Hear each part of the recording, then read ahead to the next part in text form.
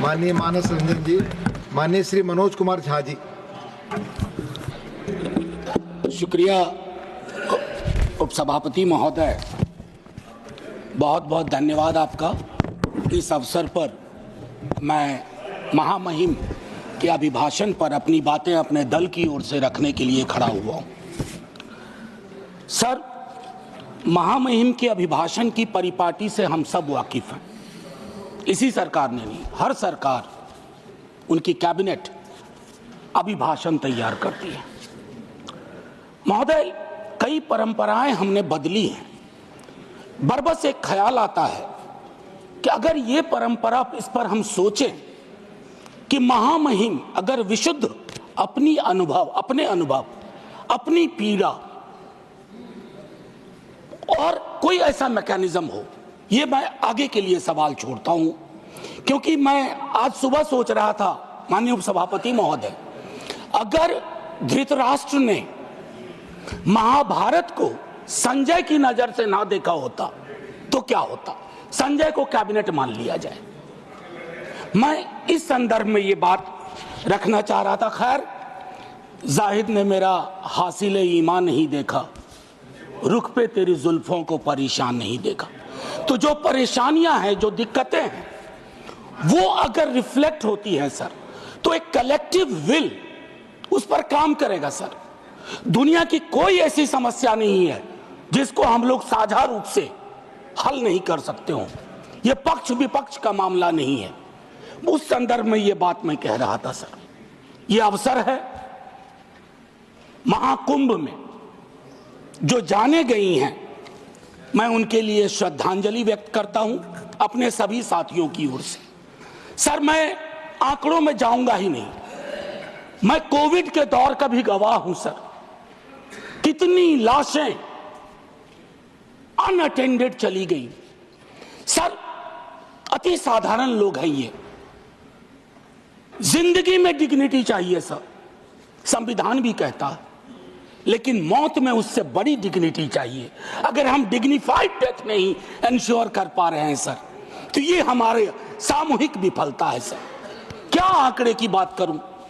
मैं जानता हूं, मुझे फोन आते हैं, आपको भी आते होंगे, कि फलनवा वो गया है, कोई खबर नहीं लग रही है, फोन नहीं लग रहा है।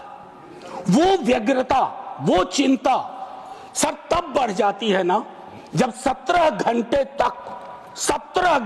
तक कोई आधिकारिक पुष्टि नहीं होती है, तो अफवाह फैलती है सर। और अफवाह फर्दर स्टैम्पीड को जन्म देती है। 2-3 जगह हो जाते हैं। और मैं क्या कहूं सर, मैं सोच रहा था कल जब बातचीत शुरू हुई, खड़गे साहब बोल रहे थे, बाकी लोग, मैं सोचा कि इतनी देर में नेहरू जी नहीं आए, तो नेहरू जी भी आ गए। 54 के कुंभ का जिक्र हुआ संभवतः कि इतने लोग मारे गए थे सर। ये लाशों के आंकड़े पे तेरा वाला मेरा वाला, ये लोग कितने चोटिल होते होंगे समझिए सर। मैं आपके माध्यम से ये कहना चाहता हूं। और एक और चीज सर, इसके लिए भी मैंने, माननीय नड्डा साहब थे उस दिन ऑल पार्टी मीटिंग में, प्रहलाद जी भी थे, मैंने एक बात कही थी सर, इस देश में धर्मांधता और धार्मिकता का फर्क मिटता जा रहा है। धार्मिक देश है हम, हजारों साल से धर्मांधता नई चीज है। डेली देखो, हर घंटे कोई बाबा आ रहे हैं, उनसे भिड़ने के लिए किसी मौलाना को भिड़ा दिया, वो ग्रह नक्षत्र देख के बता रहे हैं कभी नहीं नहाया तो कोई पाप नहीं धुलेगा। सर, ये परिपाटी संविधान के दृष्टिकोण से भी बंद होनी चाहिए। और ये जो प्रोडक्शन फैक्ट्री रिलीजियस बाबाओं की आ गई है सर, इसके उत्पादन पर भी रोक लगनी चाहिए। सर, दिक्कत क्या है, प्लीज बैठकर सर, बैठकर बात नहीं, आप आपस में बैठकर बात नहीं प्लीज सर। मैंने उसके कहा था कि हर धर्म के अंदर इस तरह के सुपरस्टिशन जन्म हो रहे हैं। और मैं एक और बात कहता हूं सर, ईश्वर को क्यों ठग रहे हैं। वीवीआईपी दर्शन, ईश्वर के समक्ष भी ये बात होगी कि एक जनसाधारण का दर्शन, एक वीवीआईपी दर्शन। सर, ये संविधान सबसे मजबूत चीज है। पॉलिटिकल पार्टीज कलेक्टिव विल है, कोई भी वीआईपी दर्शन किसी मंदिर में, किसी दरगाह में नहीं होगा। कभी प्लीज आप बैठ जाइए। सर, मैं सिर्फ इतना कहना चाहता हूं सर कि माननीय महामहिम ने एक बात रखी कि सरकार के निर्णयों से गरीब, मध्यम वर्ग, युवा, महिलाओं, किसानों को सर्वोच्च प्राथमिकता मिलती है। सर, अगर ये सच होता तो मैं ये सवाल नहीं उठाता। आंकड़े तो हमें उपलब्ध ही नहीं हो पा रहे हैं सर, सेंसस ही नहीं हो रहा, तो बाकी छोड़ दीजिए। हम कास्ट सेंसस की बात करते हैं, यहां सेंसस का एलोकेशन ही देख करके चिंता में पड़ गए हैं कि आखिर कौन सी चिंता है। सर, ये आंकड़े चिंता का विषय है सर। किसान प्राथमिकता में है और किसान से संवाद नहीं है सर। असल में एक बात एक कवि ने कही थी सर, आप मुझसे बेहतर जानते हैं, कि लोहे का स्वाद लोहार से ना पूछो, उस घोड़े से पूछो जिसके मुंह में लगाम लगी हुई है। ये हम पूछना भूल गए हैं सर।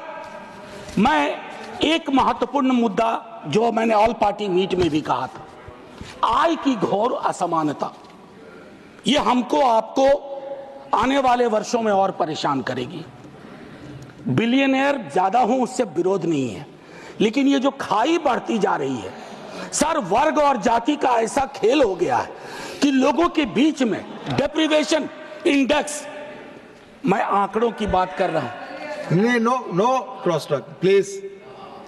आमतौर पर आप झाजी चेयर की सर, मैं सिर्फ ये कहना चाहता हूं, बेरोजगारी, मैं जानता हूं सर, इसका इंस्टेंट सॉल्यूशन किसी के पास नहीं है। मैं ये कहूं कि नड्डा साहब की सरकार बैंडेड लगा देगी, नहीं सर, वो नहीं होगा। लेकिन कलेक्टिव विल क्या है, ब्लूप्रिंट क्या है बेरोजगारी के लिए? उसके लिए पहली चीज होती है सर, एक्नॉलेज इट, मानो कि बेरोजगारी है। डोंट कुक डेटा कुकिंग करेंगे, इतने को ऐसे रोजगार मिल गया, इतने वहां कुछ तल रहा है, इससे फर्क नहीं पड़ता सर। हर 3 युवा में 2 बेरोजगार है। और नतीजे में देखिए सर, एक हमारे यहां संस्था है बिहार में जो परीक्षाएं कंडक्ट करती हैं उच्च पदों की सर, उसका करिकुलम वाइटे कहता है कि बीते कुछ वर्षों में कोई भी परीक्षा बिना रिगिंग के नहीं हुई है। और अगर आप वहां जाकर के न्याय मांगो तो आप पे लाठी चार्ज होता है। तो युवाओं का कौन सा देश हम दे रहे हैं सर? एक ऐसा देश जिसमें वो अपनी मांगों के लिए सड़कों पे ना आए, और लेजिटिमेट मांग सर, कोई गलत मांग नहीं सर।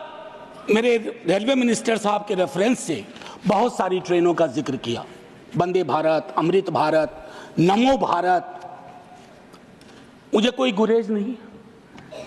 नीरज भाई ने कल अच्छी एक बात कही थी, हम और नीरज भाई वैशाली एक्सप्रेस में एक बार मिले थे,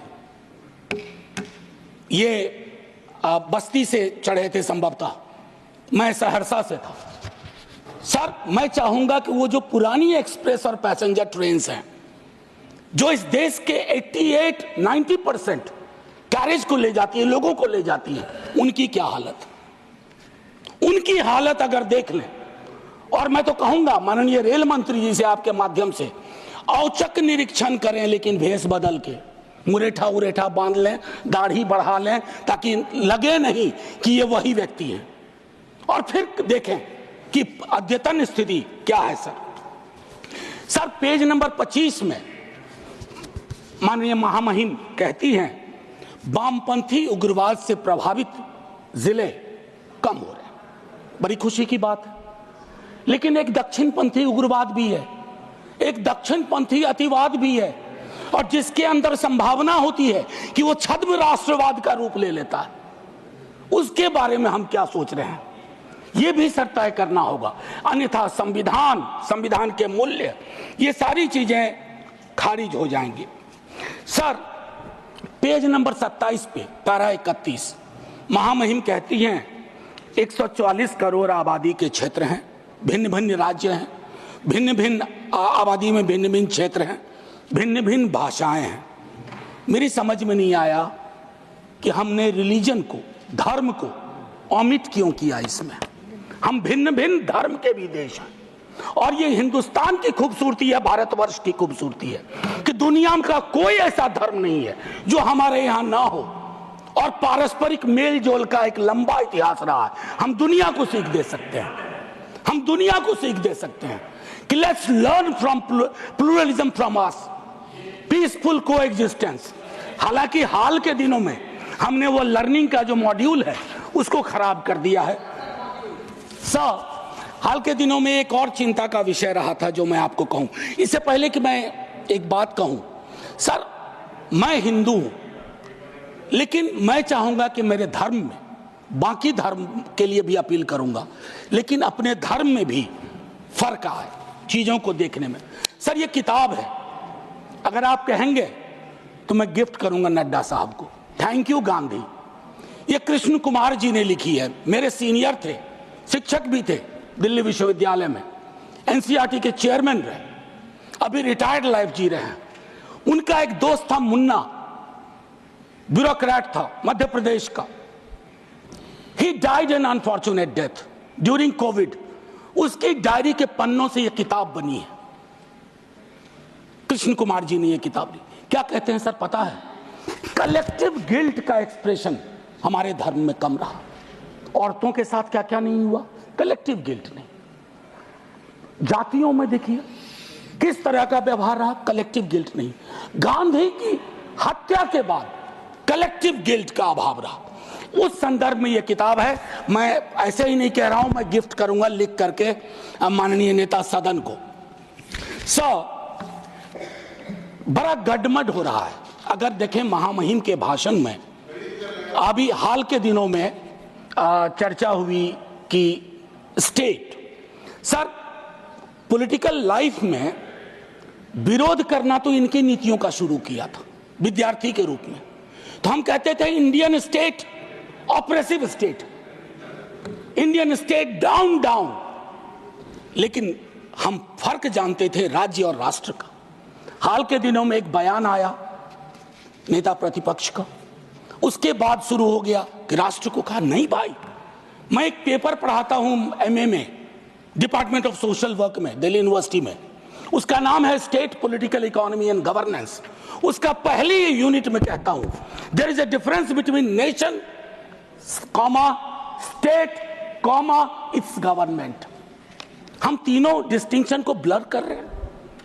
मैं राष्ट्र की खूबसूरती के लिए अपने सरकार की आलोचना करूंगा, मैं राष्ट्र की बेहतरी के लिए अपने राज्य की आलोचना करूंगा, लेकिन मैं राष्ट्र के साथ मोहब्बत में हूं, इसलिए कर रहा हूं। इस डिस्टिंक्शन को खत्म ना किया जाए सर। एक चीज 2022 के अगस्त महीने में हमारे बिहार के मुख्यमंत्री जी की अंतरात्मा जागी, हम साथ आए।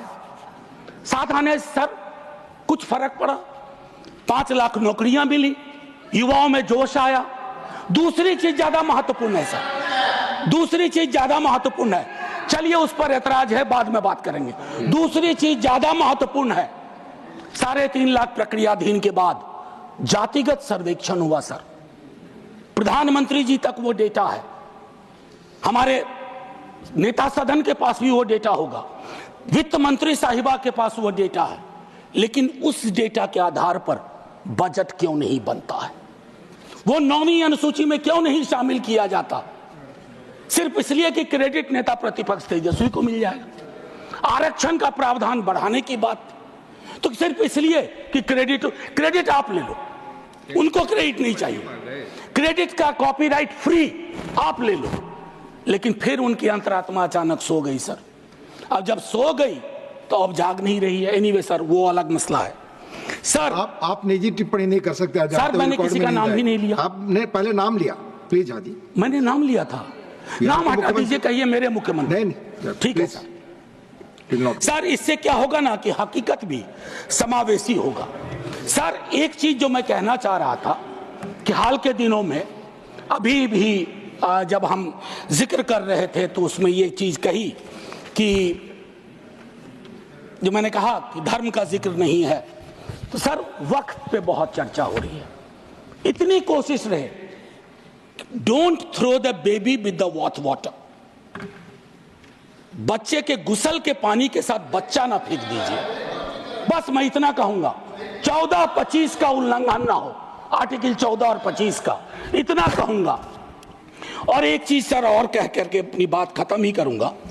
सर मैं दिल्ली विश्वविद्यालय में पढ़ाता हूं, अभी यूजीसी का ड्राफ्ट रेगुलेशन आया, यह भी मैंने ऑल पार्टी मीट में कही थी, हमारे दोनों माननीय मंत्री जी वहां थे, हाँ हमारे साथी लोग सब थे, इन्होंने भी रेज किया। सर ड्राफ्ट रेगुलेशन मैं चाहूंगा आप पढ़िए। सर ये विश्वविद्यालयों की मौत की इबारत है। It's going to be an obituary for the university system at it exist today. It's anti teacher, anti university and anti federalism, anti student. क्यों ये कह रहा हूं मैंने एक अंग्रेजी दैनिक में लेख लिखा इसके बारे में। सर विश्वविद्यालय का हूं, पीड़ा होती है। क्या बनाना चाह रहे हैं विश्वविद्यालय का? विश्वविद्यालय में विश्व शब्द महत्वपूर्ण है, वैश्विक, वर्ल्ड व्यू उसका क्या है, नैरो है या व्यापक है? अगर नैरो है तो फिर क्या जरूरत है? या कहीं ये प्लान तो नहीं है कि पूरी की पूरी शिक्षा की व्यवस्था हम निजी हाथों में सौंप दें, ताकि आपके तो स्कूल के नाम भी मैंने कई बार आपत्ति दर्ज की है, Eklavya model school. Sir Eklavya के नाम पर, एकलव्य को प्रताड़ित चरित्र मानता हूं, प्रताड़ित था वो, सिस्टम का पार्ट नहीं था। इसलिए सर मैं चाहता हूं कि पूरी व्यवस्था उस अनुसार से हमें देखनी चाहिए। सर एक चीज कहूंगा इसमें, अगर मैं दो तीन छोटी छोटी चीजें सर, आंगनवाड़ी, सहायिका, आशा, ये हमारे कैरियर्स हैं, हमारी सारी स्कीम को ढो रहे हैं। उनका मानदेय क्या है? उनका मानदेय चिंता का विषय है। सारी स्कीम को वो कैरी करते हैं।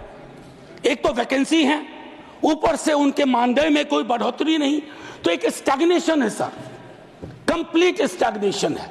उनके लिए सोचा जाए, उनके बारे में, उनके कार्य के अनुरूप चर्चा हो। सर टीचर की वैकेंसी, मैं तो अपने यहां से भी वाकिफ हूं, विश्वविद्यालयों की बात नहीं करूंगा। एक श्वेत पत्र आना चाहिए, एससी एसटी ओबीसी रिजर्वेशन की क्या अद्यतन स्थिति है विश्वविद्यालयों में, आईसीएसआर इंस्टीट्यूशंस में। सर लोगों की आंखें फटी रह जाएंगी। मैं बता रहा हूं, कोविड में जब मैंने बात की थी, जो आज मैंने कुंभ वाली बात की, बीजेपी के दोस्तों ने आके कहा somebody had to speak। Sir हम पार्टी अलग अलग हो, धारा तो एक है सर। लोग उनसे भी तो कहते होंगे कि हमारा रिप्रेजेंटेशन क्या हो रहा है, हमारे बारे में क्यों नहीं बोलते हो?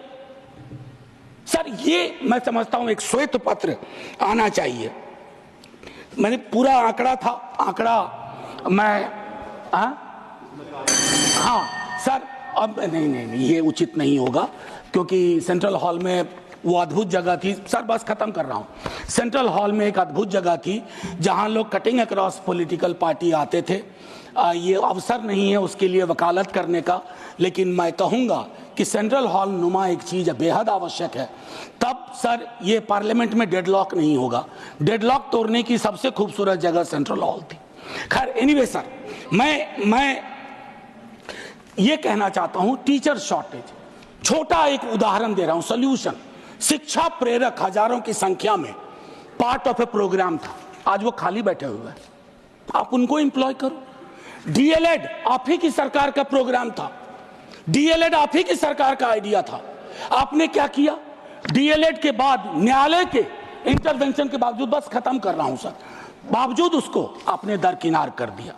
तो मैं माननीय महामहिम के, जब मैंने शुरुआत की थी सर, एक लाइन कह के खत्म करूंगा और मैं सर्वेश्वर से खत्म करूंगा, और ये मैं अपने सब के लिए कह रहा हूं। यदि तुम्हारे घर के एक कमरे में आग लगी हो तो क्या तुम दूसरे कमरे में सो सकते हो? यदि तुम्हारे घर के एक कमरे में लाशें सड़ रही हो तो क्या तुम दूसरे कमरे में प्रार्थना कर सकते हो? यदि तुम्हारा जवाब हां है, मुझे तुमसे कुछ नहीं कहना है। जय हिंद सर।